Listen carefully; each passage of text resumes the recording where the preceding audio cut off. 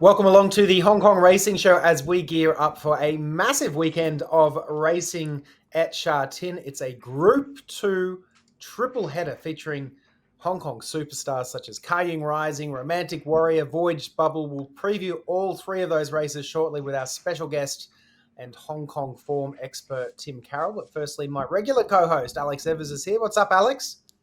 What's going on, Brownie? Exciting stuff in Hong Kong racing times.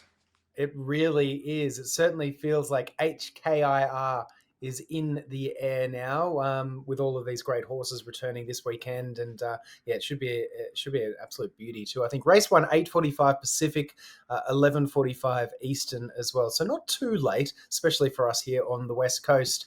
But anyway, let's dive into some of what's making news in Hong Kong.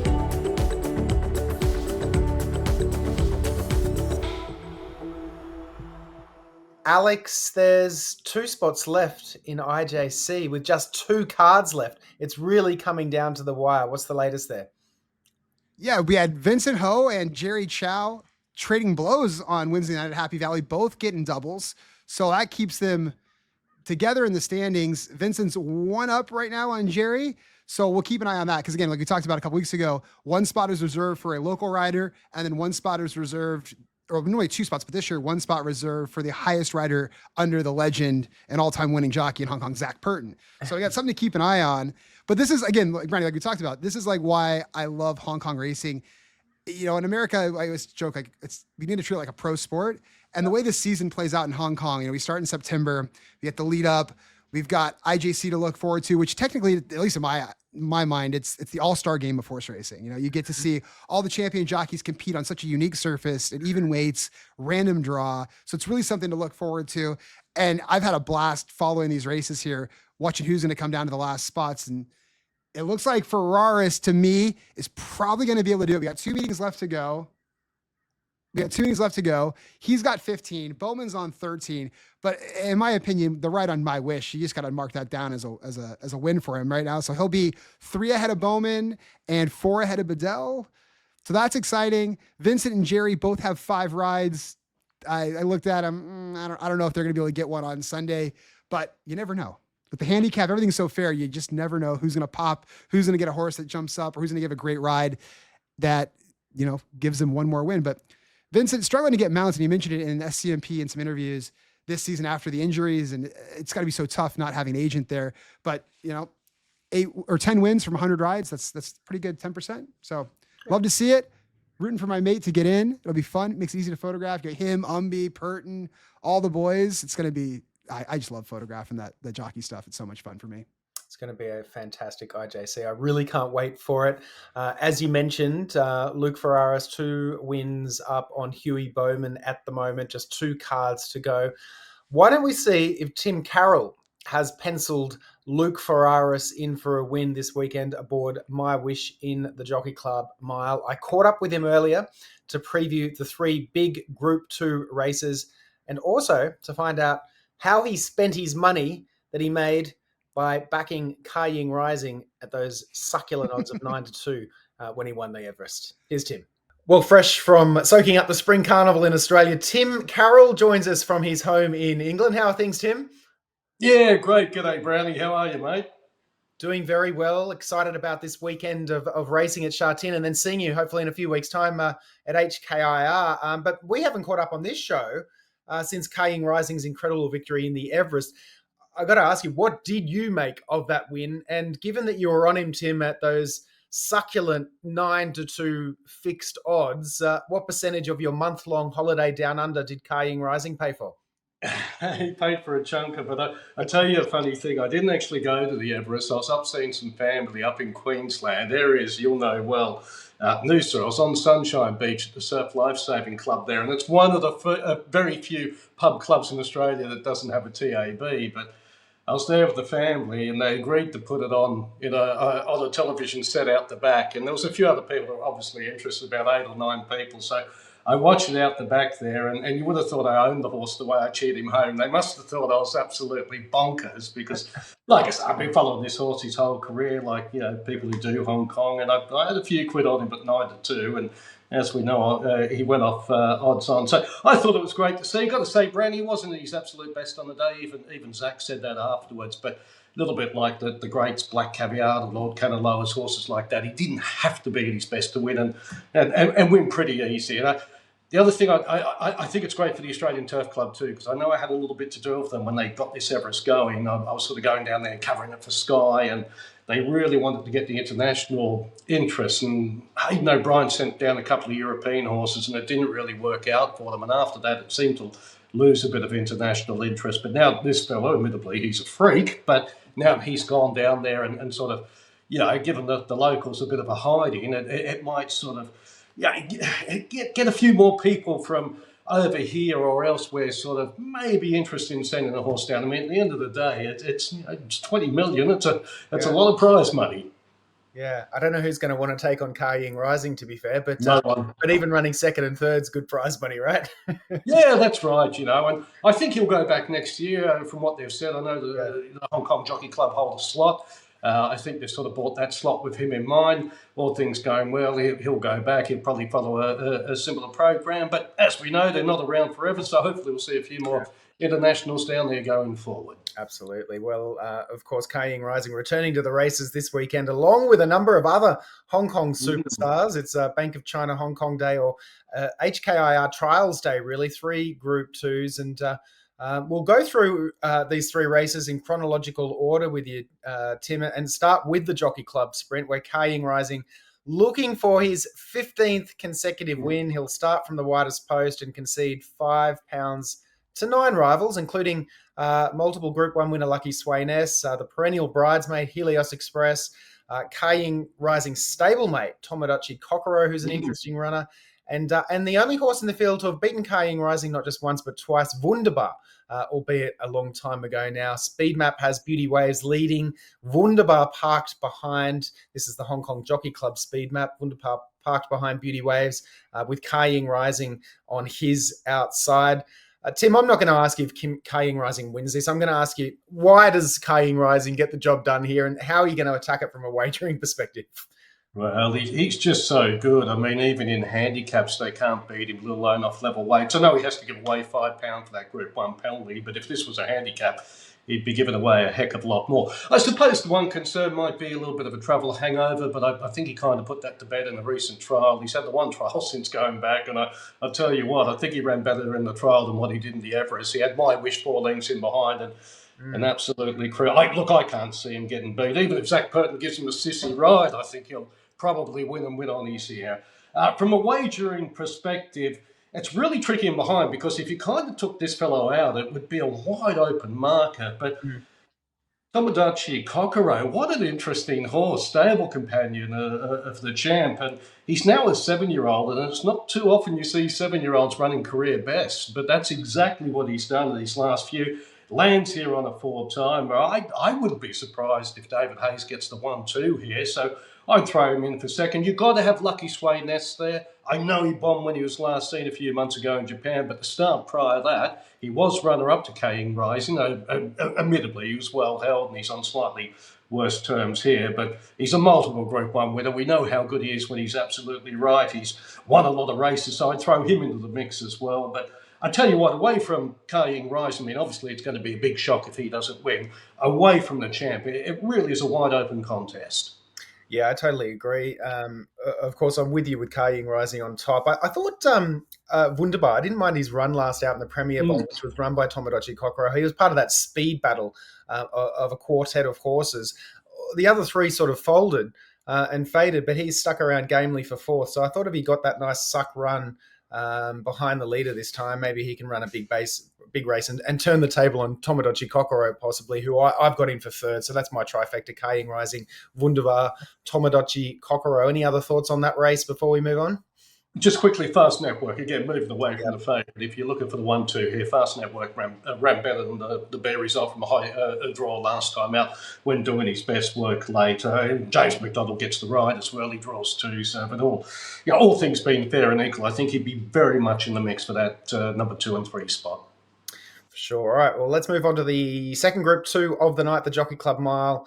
And all eyes are going to be on the Mark Newnham-trained My Wish, who's 2 for 2 this season, winning both the Celebration Cup and the Sha Tin Trophy in impressive style. Those were handicaps. This is set weights, and he'll take on a quality field, including Galaxy Patch with J-Mac aboard for the first time. Down the bottom, we've got the last out Sasa Ladies Purse winner Encountered, and impressive last out winner Light Years Charm. Speed Map shows My Wish box seating behind Pray for Mer and co-partner Prance. Tim, which way are you leaning here? Yeah, going to be with the favourite. I know it's a likely favourite. I know it's a little bit boring, but I thought he was very good last time out. My Wish. I kind of get the feeling he hasn't hit his ceiling yet either. I think this will really be his campaign. As you mentioned there, he's going to get the gun run from the forward draw. He normally goes forward. He won't lead, but he'll sit right on their tails. And I think he's very much the one to beat. You mentioned one there, Galaxy Patch. Now, if there was to be a little bit of an upset here, he'd be the one I'd nominate. I know he hasn't won for around about a year now, but by goodness, Brownie, I watch a lot of replays in Hong Kong, and I don't think there's a horse going around in Hong Kong that's had as much bad luck as this horse has over the last 12 months. The amount of dead ends he's run into is incredible, and you kind of just get the feeling that he's due a little bit of luck. Now, he's got J-Mac aboard, he's in two, he's probably going to sit in the second half of the field, that's his normal caper, but I tell you what, the breaks come when needed. I do think My Wish will win the race, but I think if we go back, it was about 12 months ago, we were talking about this fella potentially being the best miler in Hong Kong, and then, some people are saying it's the wheels fell off. It isn't the wheels fell off, it's just that he's just had so much bad luck, and I think with a clear round, he is definitely my forecast play.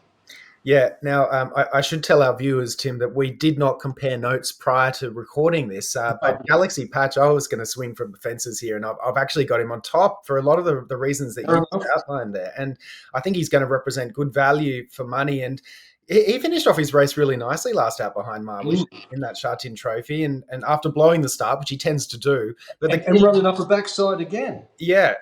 But the key for me here, I think, is the jockey switch to J-Mac and that nice inside draw, which he hasn't had a favourable draw for a really long time. There's good speed on too, which should help his chances. So obviously hardest to beat My Wish. I've got him in for second, but I'm going to go with Galaxy Patch and Encountered. Meets a few of these worse in the weights after his last out win in the Sasa Ladies Purse, but he's been ultra consistent this campaign for his new trainer, Brett Crawford. And I think draws for a soft run, so he can run a big race as well. Encountered. Any more thoughts on that race? Yeah, Brett Crawford, I just want to mention too, he's having a really good first season. I know he hasn't sent out a heap of winners, but he's got a hold of some horses and he's improved them quite a bit. I think Brett's got a big future in Hong Kong. I want to mention Light Years Charm. Now, I know that when you look at the ratings, he's got a bit defined, but he's a real up-and-comer. I like this horse going forward. I think he'll be in the mix as well. Zach Purton takes the ride for David Eustace. He's another one that I'd include among the better chances here. Yeah, for sure. Looking forward to seeing him. He looks to have a bright future. All right, well, this is probably the race that I'm most looking forward to this weekend at Sha Tin. It's the final Group 2 of the night, the Jockey Club Cup, a Sha Tin showdown between two of Hong Kong's superstars and best 2,000-metre horses, Romantic Warrior and Voyage Bubble. These two last met on home soil at the start of last year in the Hong Kong Gold Cup, and it was a war of attrition up the Sha Tin Straight, Romantic Warrior winning by a neck that day. The speed map has them racing side by side behind leaders YING Generation and Sword Point. Tim, are we anticipating another titanic tussle between these two? Well, I certainly hope so. Voyage Bubble was well beaten on his return, but I tell you, he did not have a lot of luck. He was given away a lot of weight, and to be fair, I don't think he was given the best ride on the day either. I expect him to bounce back in a big way. But having said that, I'm going to follow J-Mac here because J-Mac obviously rides both of these horses normally, and he's opted for Romantic Warrior, which I kind of think, given he's won a Cox Plate on him, won in Dubai on him, and run second, beating the lip at a Saudi Cup on him, he was always going to go for Romantic Warrior anyway. But look, the reports are good. I like the fact he's had a nice big break after the Middle East as well, and he does tend to run well fresh. He looked good when he won that trial, and J-Mac jumped off him about a week ago. I was watching an interview, and J-Mac jumped off him and said, this 7-year-old feels better than he ever has. So, look, I'm going to side with Romantic Warrior, but you've got to expect you've got to respect Voyage Bubble because he's a high quality horse. In fact, when you look at their local ratings, on international ratings, Romantic Warrior is about £5 clear, but on their local ratings, they're on exactly the same mark. So let's hope that it sort of pans out the way it did back, was it February of last year, I think? You're right. And we do get that sort of, that massive battle between two very, very good horses. The one thing I would say, if they both turn up, I'd be shocked if anything else is in the finish with them. Yeah, I agree. And the subplot of this race, obviously, as you touched on, J-Mac versus Purton, and some extra spice added to that battle this week. An article came out from Idle Horse reporting that it was J-Mac who made the call, who rides Romantic Warrior when he's not around. So the owners wanted Purton, but J-Mac said, nope, Huey Bowman rides him when I'm not around in the mornings and all that kind of stuff. What do you think Zach will be thinking of that? I tell you what, I think Zach would like to beat him on the weekend on this bed because obviously J-Max jumped off Voyage Bubble, and we know Zach. I reckon if he did get the better of him, just watch the finish very closely because I wouldn't be surprised if he has a little word. But I think it's a good friendly rivalry. Obviously, they're two outstanding elite riders, and every sport loves a bit of rivalry.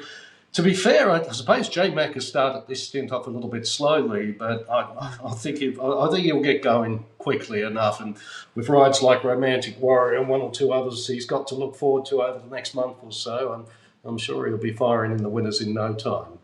Absolutely. I'm just going to switch the two around. I've got Voyage Bubble in front of Romantic Warrior. I guess my only concerns are that big Middle East campaign and a long layoff of 230 odd days, and he's had surgery. I mean, by all reports, he's moving well. He looks great. J-Mac was very complimentary, but I thought if there's a chance for Voyage Bubble to win, this might be the opportunity. But you know what? It's probably going to come down. I don't know what the market's going to do. I have no idea who the horse players are going to side with here. What are you expecting? Oh, I think Romantic Warrior will definitely be favourite. You might get a little bit of a price because Voyage Bubble's there, but I think it'll be definitely be favourite.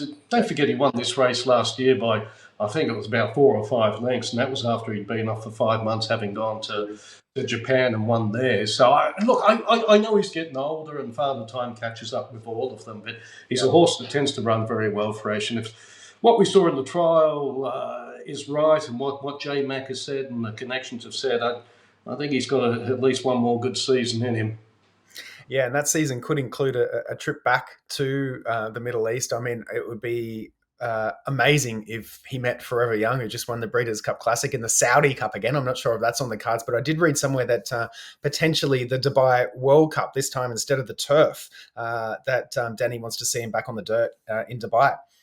Well, what do you guys make of him over there, given the way that Forever Young won the Breeders' Cup dirt? I know we were missing a big name 3-year-old in that, but let's put the 3-year-olds aside for a moment. Yeah. You kind of have to say it's a bit crazy to have a horse based in Hong Kong that's won in Japan, in Australia, Hong Kong, all on turf. But given that run in Saudi, well, surely he is in the top 3 or 4 dirt horses in the world based on that run. You would have to think so. Certainly the best turf horse in the world, and if not one of the best dirt. Given that he was that close to Forever Young, and there's obviously been a lot of talk about the ride of J-Max in that race as well. Perhaps the tables could have been turned. I'm a big fan of J-Mac, but I think he got it wrong that day. Yeah. I know it divides opinion, but they normally fan on dirt, which is what they did there. And admittedly, J-Mac said something about kickback, and he's the man in the position, so I sort of get that. But to give up that spot the way he did, where he was, I don't think there's many riders from America that would have given up that spot. No, 100%. I agree with that. And so that begs the question, Romantic Warrior could have beaten Forever Young there in Saudi. You're talking about a horse that's now won the Breeders' Cup Classic, beaten all of the American 3- and 4-year-old and older horses on dirt. Forever Young ran 3rd in a Kentucky Derby, could have almost won the Kentucky Derby, and here's Romantic Warrior that could have very, very nearly beaten that horse. So you're right. You'd have to put Romantic Warrior up there as one of the best dirt horses in the world at the moment too. Yeah, absolutely. It just goes to show how versatile he is. He's done it on dirt. I know he hasn't won, but he's run to a high figure. He's done it on turf, and he's an international traveller. He's won in 3 countries now: Dubai, Australia, in fact 4. Sorry, Japan, and of course at home in Hong Kong. That's right, and we can't wait to follow his season. It all kicks off this weekend at Sha Tin. Then we've got HKIR and then another trip to the Middle East. So it's going to be really exciting stuff. Tim, before I let you go, you got a couple of other winners for us outside of the Group 2 races? Yeah, looking away from the big ones, I think Sonny Q will be hard to beat in the 5:15. Was a winner 2 back and arguably maybe a little bit unlucky when runner-up last time out. I think this is a slightly softer target. He goes early in the meeting. Probably my best bet on the card. I mean, the most likely winner is obviously Ying Rising, but getting away from those big grade 2s. Invincible Ibis, I think this is a very nice horse going forward. He broke his duck last time out. He does move up in grade, but by goodness, the way he picked up from last on the outside of the field, hugely impressive. I think he carries about £10 less at this level. You've got Zach Purton again, so you're going to get plenty of help from the saddle. But I think Invincible Ibis, who goes into 7:10, is going to take plenty of beat. If I had to nominate one more, Romantic Warrior, depending on the price, as long as he's not too short, I expect him to be in the red, but hopefully not too far into the red because of Voyage Bubble. If you get the right sort of price, that would sort of be the 3 I'd be stringing together in some sort of accumulator. Right, and a nice multi there. Okay. All right, well, we will be sharing your selections as we always do on the Hong Kong Racing North America social channels. Everybody is always keen to see your top bets, so we appreciate them on a weekly basis at Happy Valley and Sha Tin. Just before you run off, IJC coming up. It looks like it's going to be an absolute beauty. We've got Umberto Rispoli representing the United States of America, Ryan Moore, William Buick, of course, Zach Purton, J-Mac. Wow, Holly Doyle's there, Rachel King. What did you think of the quality of the lineup for IJC, which is just in a couple of weeks now? Yeah, it's incredible, isn't it? It's one thing about Hong Kong is just the way you've got all these world-class jockeys. I mean, you've got world-class jockeys based there all year, but when you have the invitational meeting at Happy Valley, you have a look at the talent on paper, and there's not too many meetings in the world where you'd get that quality. Maybe the Breeders' Cup, I suppose, the Europeans and the Americans, but you don't tend to get the Australians or the South Africans over there. Right. But if you're talking about wonderful riders from all around the world, you've normally got Japan represented, Australia, or all of Europe, Hong Kong itself, etc. It really is a high-quality meeting. Obviously, the horseflesh probably not quite as high, being at Happy Valley, but in a way that makes it even more interesting because we all know Happy Valley's a tough track for a rider. It undulates, it's tight turning, and it's all about speed. But it's testing for these riders as well, and it's always interesting to see who can sort of capitalise on all of the above that we've just mentioned. No, absolutely. Gosh, I'd love some cameras inside the jockey room on a night like that, like just capturing the tension and everything. I think it would be absolutely fantastic.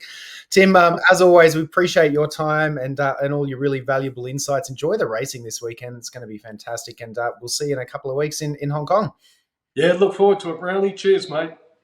Always great to catch up with Tim. Alex, I should ask you, what are your 3 on-top selections for the big 3 Group 2 races this weekend? I can't look past HKIR Rising. My wish, and I'm going to go with the Warrior just because he's such an absolute warrior. And we saw what Forever Young did in the Breeders' Cup.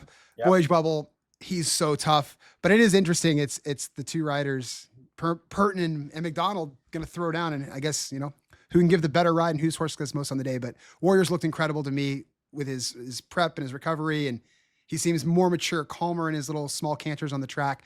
So I've got him on top. And then, hopefully we get to see some fireworks at HKIR. Yeah, for sure. It's going to be a game of tactics. I think this weekend should be an awesome race. I can't wait for Romantic Warrior versus Voyage Bubble. All right, instead of our regular World Pool moment of the week this week, we're going to do something a little different because at the moment you can vote on the World Pool moment of the year. We've now got 4 finalists: Forever Young, Asphora, O2 Good, Via Sistina, and their respective races. And we've put together this little video for you so to help you come up with who you want to vote for the World Pool Moment of the Year. After a season full of wonderful World Pool moments, it's time for you to select the very best. Our panel have whittled down the 30 World Pool moments of 2025 to give us this fantastic Final 4. The groom responsible for the horse with the highest number of votes wins a superb prize: a VIP trip to the 2026 Hong Kong Derby or Champions Day at Sha Tin. Forever Young edged past Romantic Warrior in a nail-biting duel to win the $20 million Saudi Cup by a neck. Two of the great racehorses in the world. Forever Young is trying to close and is beginning to do so. Romantic Warrior, Forever Young, a race for the ages, and Forever Young rounds off a terrific night.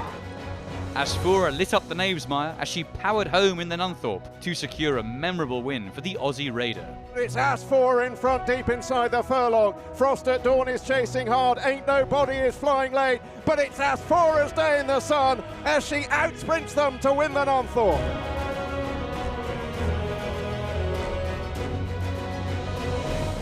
Ladies' Day in Caulfield proved oh too good for trainer Kevin Daffy, with his first stakes winner for the sole horse in his care. 200 metres to go. Oh Too Good surges a half length in front of Jenny Lala, followed by Moonlight Circus, but it's Oh Too Good coming away, aptly named, and Oh Too Good balks at the line but won by a length. Via Sistina showed her grit with a battling victory in Australia's Weight for Age Championship, the Group 1 Cox Plate.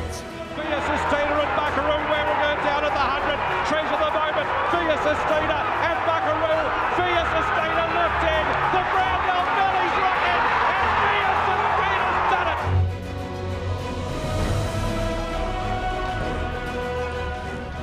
it. So head to the website to pick your favourite whirlpool moment of the year and help send the winning groom on an unbelievable trip to the races in Hong Kong.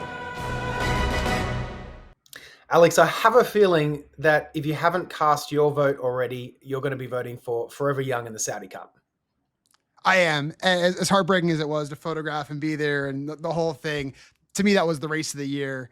I'm biased. It should be the handicap race of the year too. That between that or whatever, Forever Young should be the highest rated horse outside of YING Rising at the distances above 1,200 meters. But that was the moment of the year. It was such an incredible race. And now looking back, an absolute treat to get to photograph that matchup between the two. And like I always say, just get in the picture for me. Even if you don't win, just be there at the finish and give me something epic. And both those horses did. And Forever Young deserves to be the Whirlpool moment of the year. Yeah, I think he's going to be very hard to beat. Public voting does conclude on December 1. But I would say that, for me, I agree. Forever Young, that Saudi Cup was just incredible. And then to see him in our own backyard at Del Mar win the Breeders' Cup Classic at the end of the year too was just the icing on the cake after a phenomenal year. And of course, Via Sistina, I mean, any other given year, Via Sistina winning the Cox Plate for a second year too would be right up there. But yeah, I think it's going to be hard to top Forever Young. So you've got up until December 1 to cast your vote. Which is all very exciting, and to send one of the handlers off to Hong Kong for a trip to Hong Kong, which would be absolutely fantastic for them. All right, Alex, I think that's just about all we have time for this week. Is there anything else you wanted to add? No, I was just going to ask you right now that I can actually watch the replay of that race that me and Forever Young are on even terms. Yeah. Is there a replay of a horse race that you've watched like more times than any other race that you can imagine off the top of your head? Ironman Cal maybe winning? Well, yeah, I definitely watched not Ironman Cal winning, probably him running second in the Breeders' Cup Juvenile Turf 2024. I watched that race over and over and over again that very night too with all my friends. But in terms of a race that I've watched over and over, I mean, I've watched that Saudi Cup plenty of times too. It's just amazing. I'd have to think about that. I'll get back to you next week to see if there's a clear leader. How about yourself? Probably the Hong Kong Gold Cup when Golden 60 beat Romantic Warrior, or the Hong Kong Derby when Golden 61. Aside from horses that I'd owned, when you have 14 beers after a big win and you just put the race on replay for 3 hours, I guess that adds up. But yeah, for a horse that I didn't own, that Golden 60 Gold Cup. And again, that's why I think that Forever Young race was so special, is because you just know the quality of horse that Romantic Warrior is and who he was running against. And we got to see some of the best run against each other. Yep. And it gives you a nice barometer. We could say, oh, Zenyatta was better than Rachel Alexander, but you never got that, matchup where they were close enough to gauge. And I think that's special. So when Romantic Warrior runs huge and now when Forever Young runs huge, it just validates my all-time favorite horse. So yeah, bias guy again. Speaking of Hong Kong Gold Cups, that was an awesome Hong Kong Gold Cup in 2024 last year when Romantic Warrior and Voyage bubble last met on home soil when it was a J-Mac v Purton. We've got that all to look forward to again this weekend. Don't forget to check out the HKJC website for all your PPs and tips and analysis and news and everything else you need. It's a great resource. Also, the Sky Racing World website for free PPs.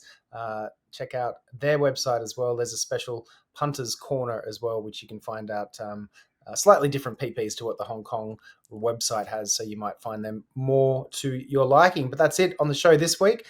We will wrap up a big weekend, the Bank of China Cup Day and Mile Day and Sprint Day. We're looking forward to these races so much. We'll do it next week on the show, and we will see you then on the Hong Kong Racing Show. Cheers, Alex. Cheers.